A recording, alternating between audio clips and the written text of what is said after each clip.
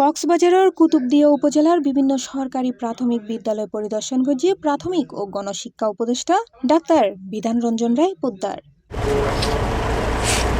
রবিবার ফজরত কুতুবদিয়া দরবারঘাট পৌঁছালে উপদেষ্টারে স্বাগত জানায় উপজেলা নির্বাহী কর্মকর্তা কেতো আইপ্রু মার্মা, সহকারী কমিশনার মোহাম্মদ সাকিবুল আলম ও উপজেলা শিক্ষা কর্মকর্তা মুসলিম উদ্দিন।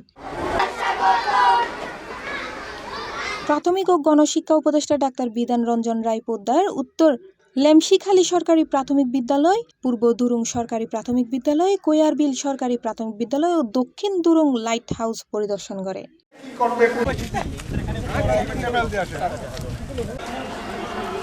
পরিদর্শন হলে উপদেষ্টা বিদ্যালয় ও শ্রেণীকক্ষর পরিবেশ, উপস্থিতি রেজিস্টার, শিক্ষার্থী অলর পাঠদানের মান, খেলাধুলা ও সহ পাঠ্যক্রমিক কার্যক্রমের উদ্দেশ্যে সন্তোষ প্রকাশ করে। পাশাপাশি যেসব বিদ্যালয়ত ভবন জরাজীর্ণ, শিক্ষক হম বা শিক্ষা সামগ্রীর অভাব রয়ে এগিন দ্রুত সমাধানের আশ্বাস দেয়।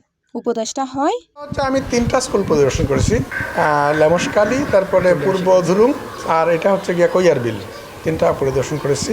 আমার কাছে প্রথম যেটা মনে হয় যে এটা তো অনেকটা প্রত্যন্ত অঞ্চল, একটা দ্বীপ অঞ্চল, এবং আরেকটা বিষয় আমি লক্ষ্য করেছি যে এখানে যারা ছাত্ররা পড়ে তাদের পোশাক আশাক দেখে আমি অনুমান করতে পারি বেশিরভাগ সময় হয়তো তারা দরিদ্র পরিবারের সন্তান, ফলে হয়তো তারা বাড়িতে সেই সহায়তাটা পায় না।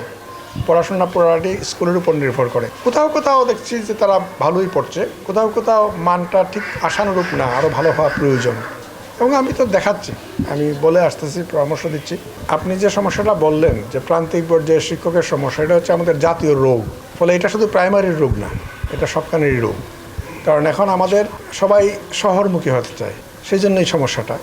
তা আমরা চেষ্টা করতেছি যতটুকু পারা যায় সেটাকে কাভার করার জন্য। এই সময় জেলা ও উপজেলা প্রশাসন ও ঊর্ধ্বতন কর্মকর্তা হলো উপস্থিত আছেন।